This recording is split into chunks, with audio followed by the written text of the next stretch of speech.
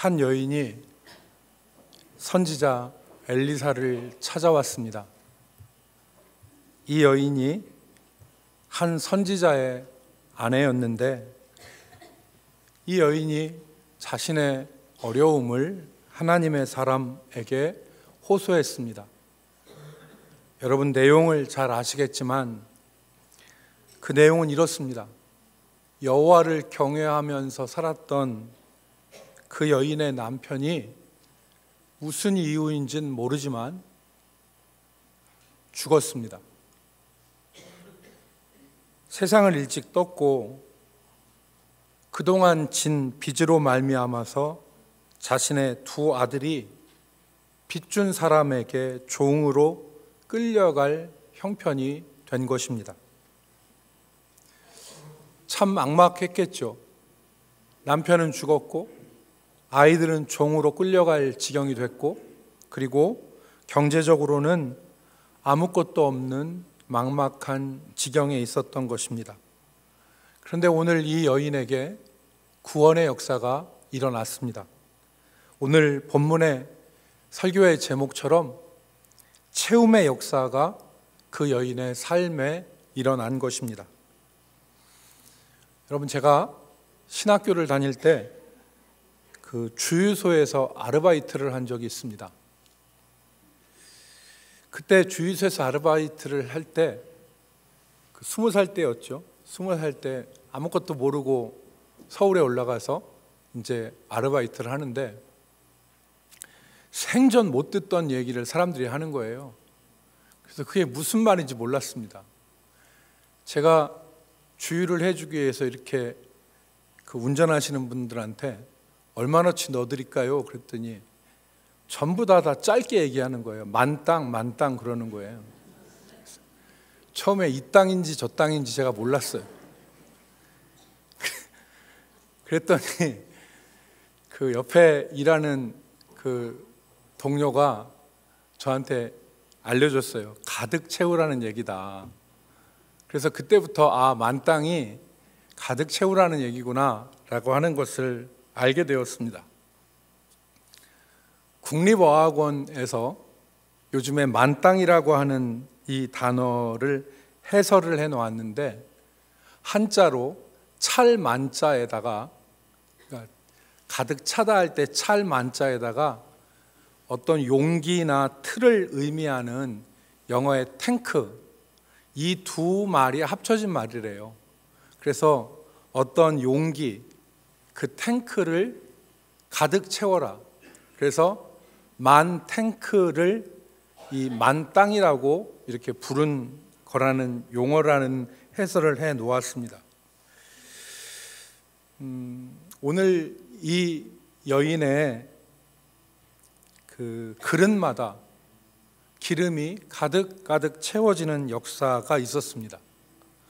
저는 오늘 간절히 바라기는 저와 우리 대전 남북교회 모든 성도들의 삶에 이 하나님의 채움의 역사가 있기를 간절히 소망합니다.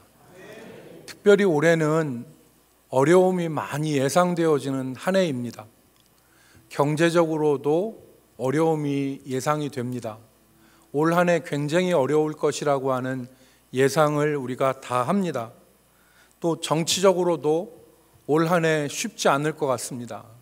오늘 정치적으로도 우리가 큰 혼란 가운데 있고 신앙적으로도 우리가 매우 어려운 가운데 살아갈 것이 예측되어지는데, 이러한 상황 가운데서 우리의 삶이 텅 빈 공허한 것이 아니라 하나님께서 채우시는 이 채움의 역사가 우리 삶에 가득하기를 주의 이름으로 소망합니다.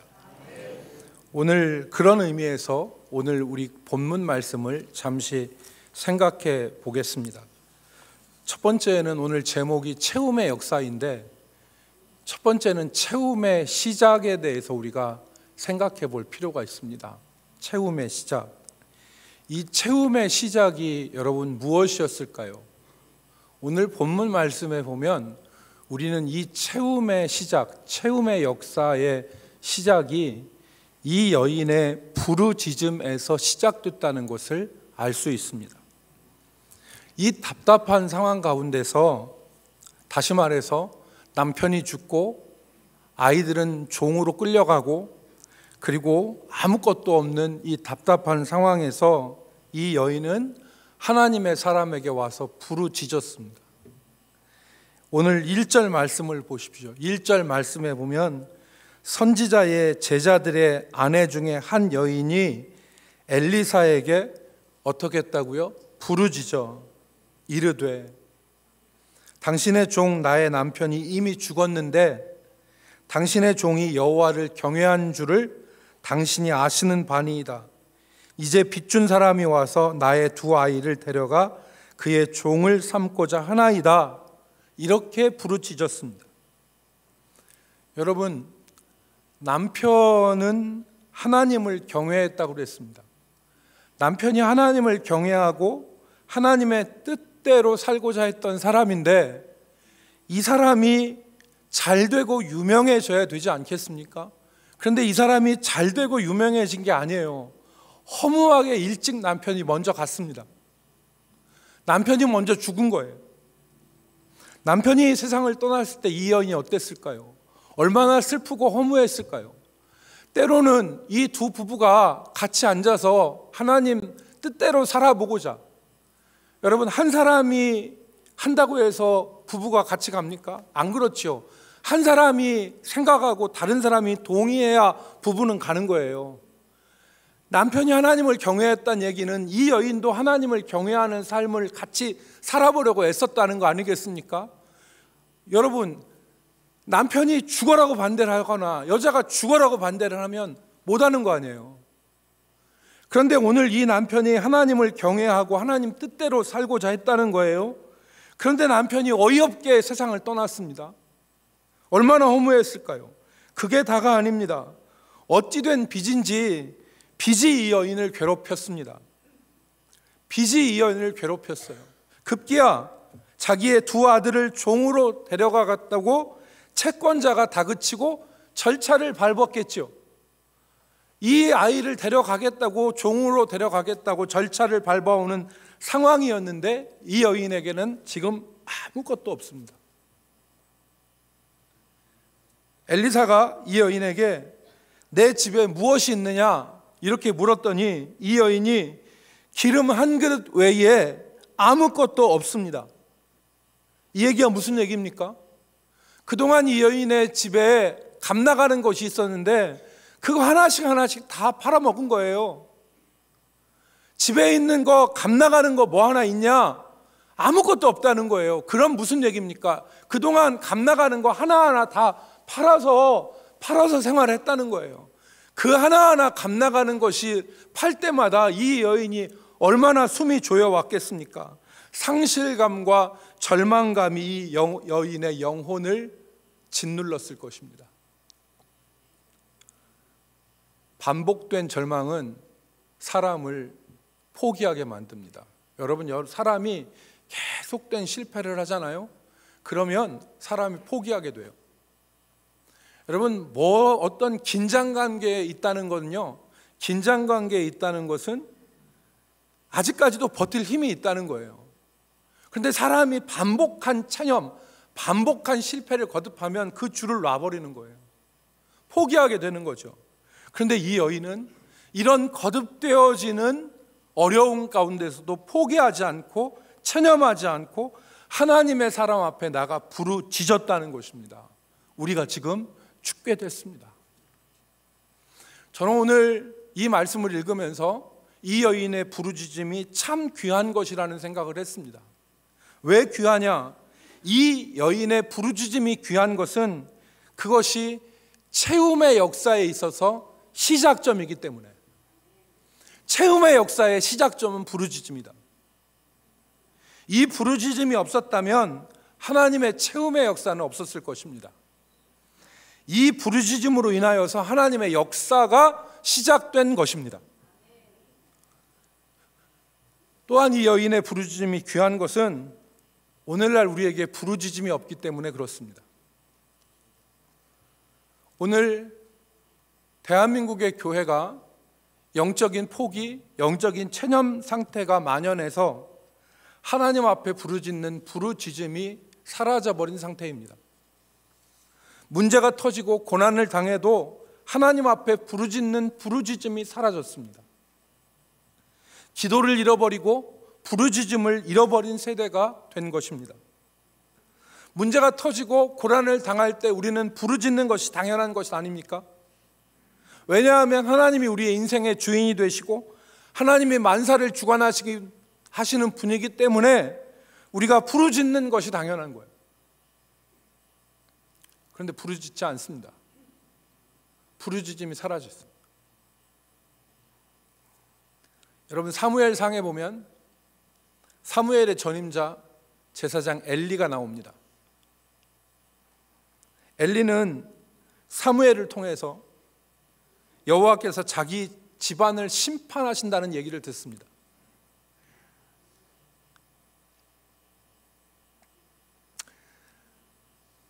사무엘아 사무엘아 이렇게 여호와께서 부르셨을 때 사무엘이 가죠. 누구에게 갑니까? 엘리에게 갑니다. 근데 세 번째 밤에 사무엘이 갔을 때 여호와께서 너를 부르시는 것이다. 사무엘이 여호와께서 부르셨을 때에 주의 종이 듣겠습니다 라고 말씀하고 하나님 앞에 서죠. 그때 하나님께서 여호와께서 사무엘에게 하신 말씀이 엘리의 집안을 내가 심판하겠다. 그들의 죄악으로 여호와의 제사를 멸시하고 회막에 수종드는 여인과 동침함으로 죄악을 범한 그 엘리의 아들들이 한날 죽임을 당할 것이고 그 집안의 노인이 끊어지고 그리고 하나님께서 그 집안을 쓸어버리시겠다고 하는 심판을 이 사무엘에게 말하셨어요. 그 이야기를 들었을 때, 사무엘에 통해서 그 이야기를 들었을 때에 엘리는 죄를 뒤집어 쓰고 자기의 옷을 찢고 베옷을 입고 하나님 앞에 엎드려 부르짖어 회개했어야죠. 그런데 엘리는 그렇지 않았습니다. 여러분, 사무엘상 3장 18절 말씀에 보면 이렇게 기록되어 있습니다. 사무엘이 그것을 그에게 자세히 말하고 조금도 숨기지 아니하니, 하나님께서 엘리의 집을 심판하시겠다는 그 말씀하신 것을 조금도 숨기지 않았을 때에 이 엘리의 반응이 어떠했냐면 그가 이르되 이는 여호와시니 선하신 대로 하실 것이니다. 하나님이 선하신 대로 하실 것이다. 이게 받아들이는 거예요. 이것은 엘리가 부르짖는 힘을 상실했기 때문에 그런 것입니다. 아들들이 한날 죽임을 당하고 집안이 하나님의 심판으로 인해서 망한다는 말을 들었지만 아무것도 할 수 없는 영적인 무기력감에 빠진 것입니다.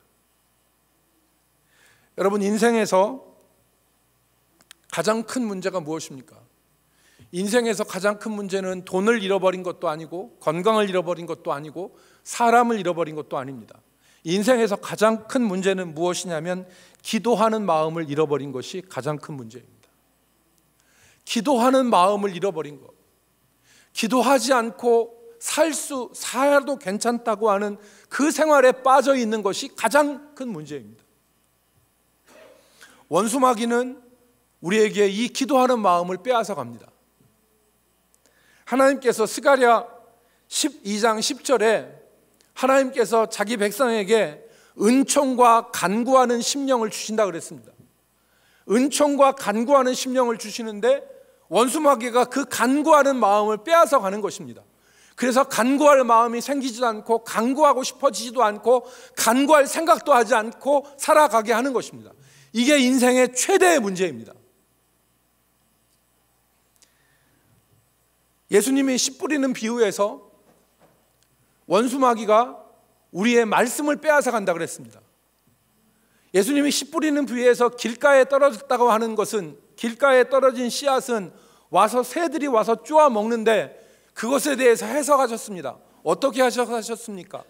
길가에 뿌려져서 새가 와서 씨앗을 먹는다는 것은 원수마귀가 말씀을 들은 즉시 그 말씀을 빼앗아 감이라, 이렇게 해석하지 않았습니까? 원수마귀는 말씀만 빼앗아 가는 것이 아닙니다. 기도하는 마음을 빼앗아 가는 것입니다. 그래서 기도하지 못하게 만드는 것입니다.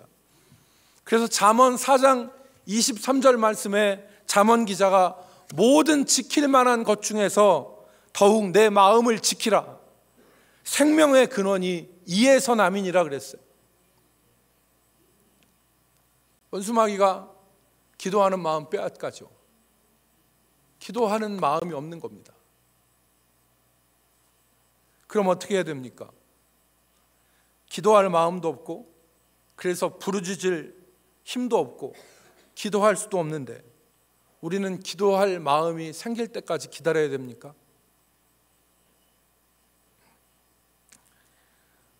기도와 성령의 대가인 R.A. 토레이 박사라는 사람이 핵심을 찌르는 말을 했습니다. 그가 이런 말을 했습니다. 하나님 앞에 나아가 기도하려고 할 때 종종 우리는 기도하고 싶은 마음이 생기지 않는다. 이럴 때는 어떻게 해야 하는가?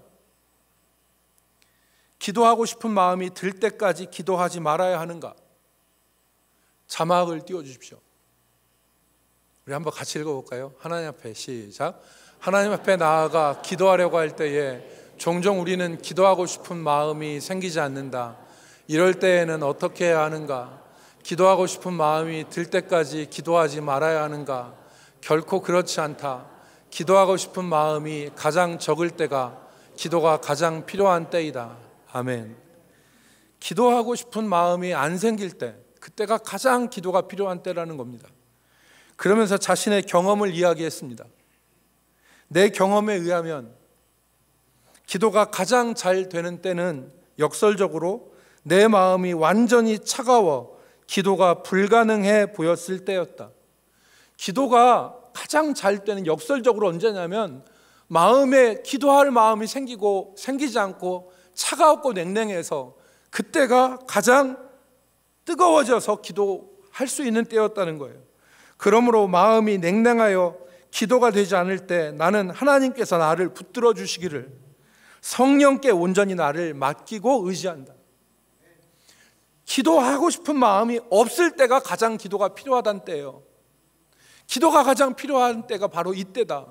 그리고 정말 마음이 냉랭해졌을 때, 그때 하나님 앞에 나아가 기도할 때 오히려 기도가 가장 뜨겁게 되더라.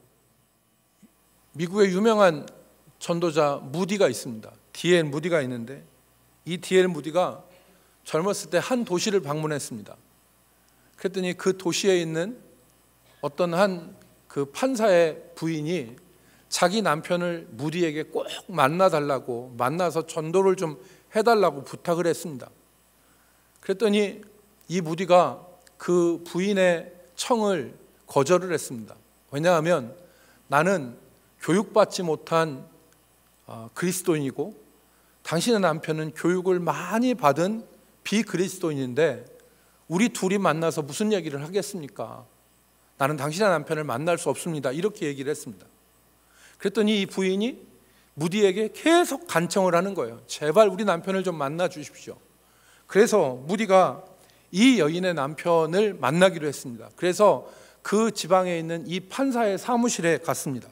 사무실에 갔는데 이 두 사람의 만남이 짧게 끝났습니다. 무디가 이렇게 말했습니다. 판사님, 당신은 교육을 많이 받은 비그리스도인이고 나는 배운 것이 없는 사람입니다. 여러분 아시다시피 무디는 초등학교를 제대로 나오지 않는 구두수성공 출신이었습니다. 근데 이 사람이 하나님의 역사를 받아서 세계적인 전도자가 됐지 않았습니까? 그런데 그 젊었을 때입니다. 그가 이렇게 얘기한 것이죠. 판사님, 당신은 교육을 많이 받은 비그리스도인이고 나는 배운 것이 없는 사람입니다. 다만 이 말을 하고 싶습니다.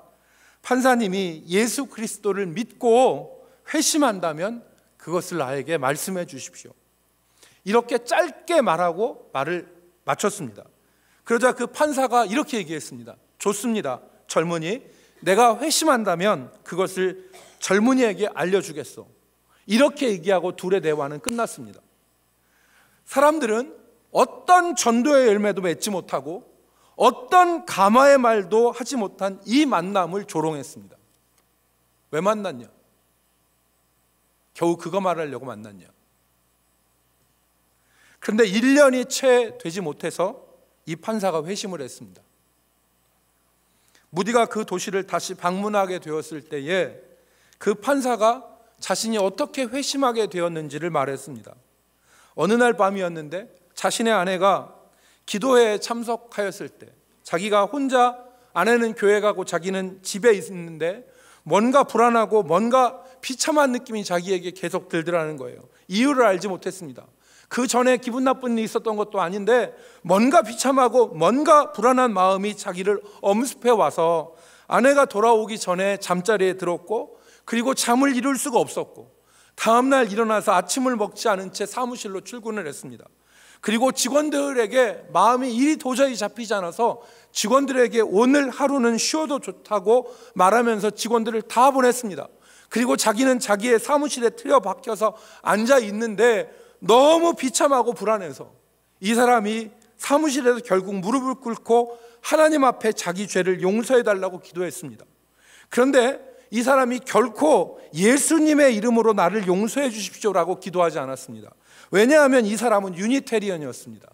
유니테리언은 무엇이냐면 만민 구원론을 믿는 사람들입니다.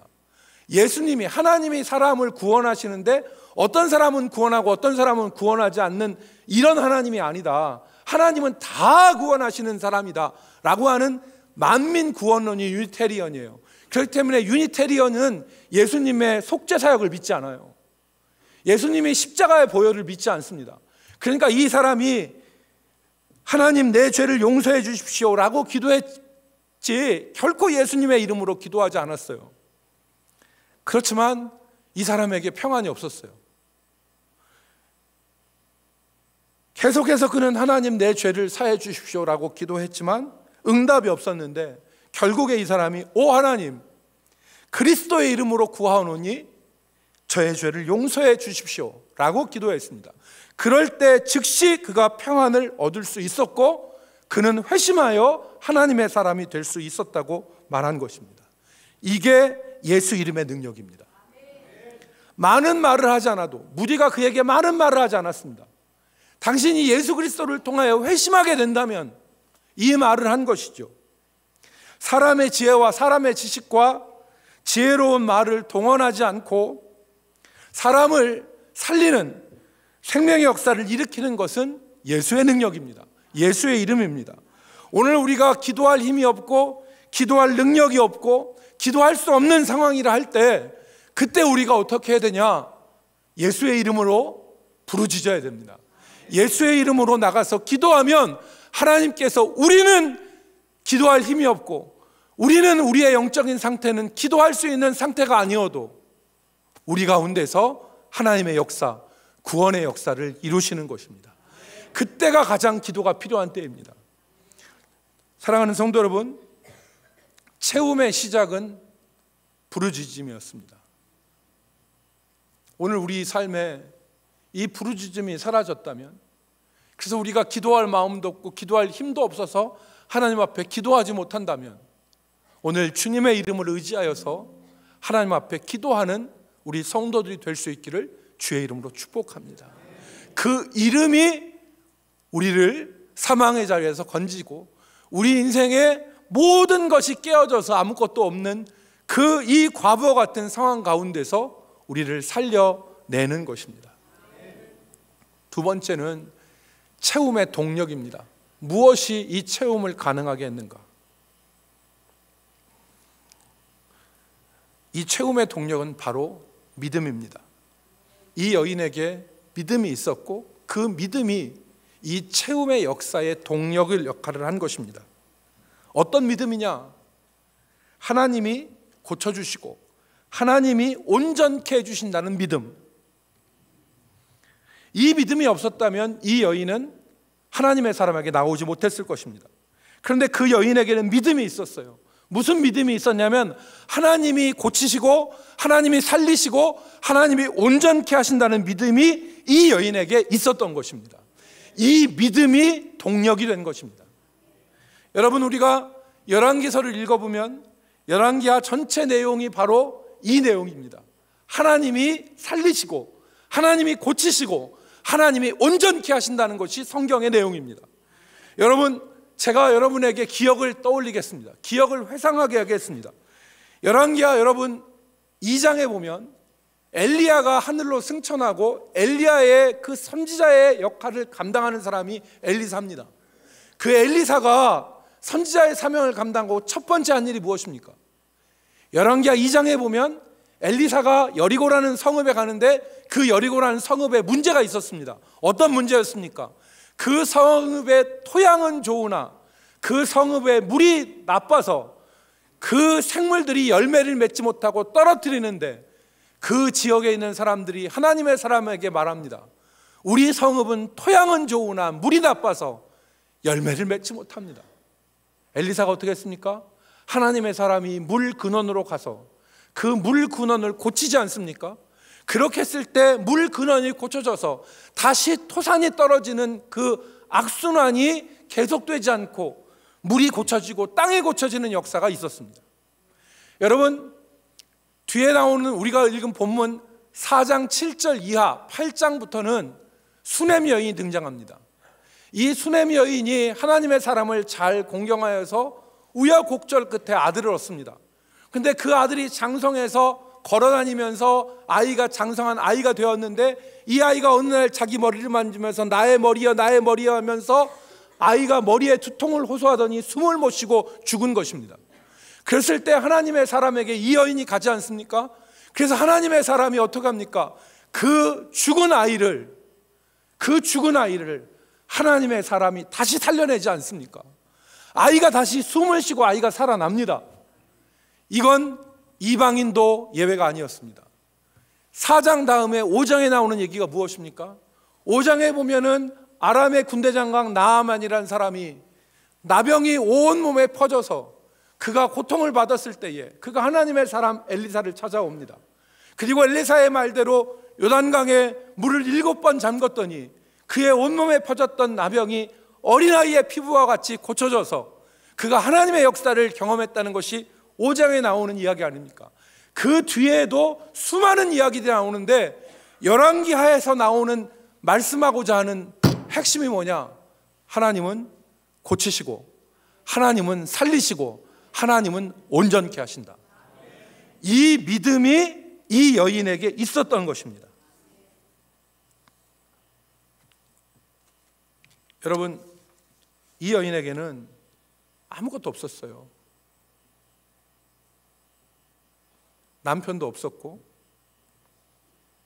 빚 때문에 집안에 있는 소유는 하나도 남기지 않았습니다. 기름 한 그릇밖에 없고 아이들도 빼앗길 처지 그 가운데 있었는데 이 여인이 잃어버리지 않은 한 가지가 있어요. 그게 바로 믿음이에요. 하나님이 고쳐주신다는 믿음, 하나님이 해결해 주신다는 믿음, 하나님이 역사하신다는 믿음, 그 믿음이 이 채움의 역사의 동력이었던 것입니다. 성경은 이 여인을 대조하지요. 여러분, 성경에 이 여인의 이름이 나오지 않습니다. 오늘 1장에 보면 매우 어렵게 이 여인을 설명하잖아요. 선지자의 제자들 중에 아내 중에 하나, 이렇게 설명해요. 이 여인의 이름이 기록되지 않고 이 여인의 남편의 이름도 안 나와요. 철저하게 무명이에요. 그런데 열왕기하 1장에 보면 한 사람이 나와요. 열왕기하 1장은 여러분 어떻게 시작합니까? 그 유명한 아합의 아들로부터 시작해요. 아합의 아들 아하시아가 나오는데 그가 어떤 사람입니까? 아합은 오므리 왕조예요. 이스라엘 왕조 가운데 아합이 있었던 이 오므리 왕조는 굵직한 왕조입니다. 대단했던 왕조죠. 그 아합의 아들이에요. 이 아합의 아들이 난간에서 떨어집니다. 그래서 병이 걸렸는데 어떻게 하느냐? 이 아합의 아들 아하시아가 에그론의 신 바알 세부백에 사람을 보냅니다. 그러면서 내 병이 낫는가 안 낫는가를 물어보라, 그렇게 얘기하는 거예요. 그랬을 때 이 사신이 길을 가다가 하나님의 사람 엘리야하고 마주칩니다. 그때 엘리야가 이 아하시아의 사자에게 한 말이 3절 4절에 기록되어 있습니다. 1장 3절 4절에 보니까 이스라엘에 하나님이 없어서 너희가 에그론의 신 바알세붑에게 물으러 가느냐? 그러므로 여호와의 말씀이 내가 올라간 침상에서 내려오지 못할지라 내가 반드시 죽으리라. 이 아하시아에게는 믿음이 없었어요. 하나님이 고쳐주신다는, 하나님이 역사하신다는, 하나님이 해결하신다는, 하나님이 내 인생을 이끄신다는 그 믿음을 없었던 거죠. 여러분, 오늘 우리에게 이 믿음이 있습니까? 오늘 여러분, 우리에게 이 믿음이 있어야 됩니다. 오늘 우리가 다 잃어버려도 하나 잃어버리지 말아야 될 거 있는데 그게 바로 이 믿음이에요. 하나님께서 역사하신다, 하나님이 고치신다, 하나님이 해결해 주신다. 이 믿음을 우리가 잃어버리면 안 돼요. 안 그러면 오늘 조금 어려운 일 있으면 우리가 점치러 갑니다. 여러분, 웃을 일이 아니에요. 웃을 일이 아니에요. 지금 대한민국의 기독교인의 믿음의 수준이 어느 정도냐면 불면 다 날아갈 정도예요. 지금 믿음이 아니에요. 대한민국 성도들의 믿음이 진짜 믿음, 이 믿음 이거 잃어버리지 말아야 돼요.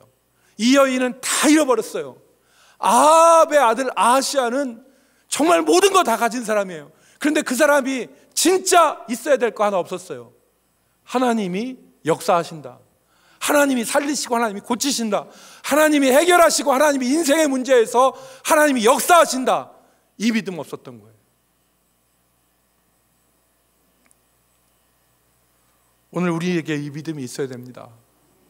이 믿음을 여러분 굳건하게 지키시는 저 여러분이 되시기 바랍니다. 인생의 어려움을 만났을 때, 인생의 정말 힘든 일을 만났을 때에 이게 정말 어떻게 해결되려나, 이게 지금 처리가 되려나, 에그론의 신 바알세붑에게 묻지 말고 하나님 앞에 가지고 나와서 하나님께서 해결해 주시는 것을 바라봐야 참 믿음의 사람인 것입니다.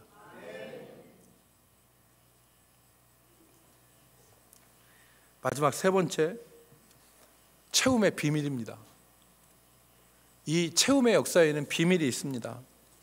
이 채움의 역사가 일어나는데 다른 사람은 알지 못하는 비밀이 있었어요. 그것이 바로 무엇이냐? 이 여인과 아들들의 순종이에요. 이 여인과 아들들의 순종. 여러분, 하나님의 사람이 이 여인에게 지시합니다. 뭐라고 지시합니까? 오늘 열왕기하 본문 3절과 4절에 보면은 너는 밖에 나가서 모든 이웃에게 그릇을 빌리라. 빈 그릇을 빌리되 조금 빌리지 말고 너는 내 두 아들과 함께 들어가서 문을 닫고 그 모든 그릇에 기름을 부어서 차는 대로 옮겨 놓으라. 이렇게 말씀합니다. 이 여인이 이 말씀대로 순종했어요. 이웃집을 두드리면서 그릇 좀 빌려주세요, 그릇 좀 빌려주세요. 조금 빌리지 말고 한두 집 가서 빌린 게 아니라 모든 집에 가서 빌리라, 이렇게 말했는데 그대로 모든 집에 가서 그릇을 빌렸어요. 여러분 생각해 보세요. 이 여인이 그릇을 빌리는 게 쉬웠을까 안 쉬웠을까요? 이거 쉬운 일 아닐 거예요. 그릇 빌려달라고 하는 거 누가 그릇 잘 빌려주겠습니까? 여러분 지금 오늘 이 집은 어떤 집이에요? 한마디로 얘기하면 이 여인의 집은 어떤 집이에요? 한마디로 하면 그렇죠. 누가 이렇게 문해력이 좋아요? 이 집은 한마디로 얘기하면 망한 집이에요. 망한 집. 망한 집이에요. 망한 집. 이제 곧 아이들도 종으로 끌려가는 망한 집이라고. 망한 집. 여러분, 어떤 사람이 여러분 친척이 여러분한테 와가지고 망해가는데 여러분 앞에 가서 보증 좀 서줘, 사랑하는 친구야, 이렇게 얘기하면 그 사람한테 보증 서줍니까? 절대 안 서줘요. 절대 서줘도 안 돼. 왜냐하면 이게 망하기 때문에. 이 집한테 그릇 빌려주면 그릇 도로 받을 수 있어요, 없어요? 이거 70-80% 못 받아요. 그런데 빌려주겠냐고. 안 빌려주는 사람도 있고 투명스럽게 대하는 사람도 있겠죠. 그런데 하나님 말씀대로 다 집집마다 문 두드려서 그릇 빌려주세요 해서 그릇 빌려왔어요. 그리고 문을 닫으래요. 마당에서 하면 좋겠지만 문을 닫으래, 집에. 그리고 문 닫고 어머니는 붓고 아이들은 그릇 대고, 어머니는 붓고 아이들은 그릇 대고, 한속봉이 글을 읽고 그의 어머니는 떡을 썰고, 이것도 아니고 그랬는데 역사가 일어났어요.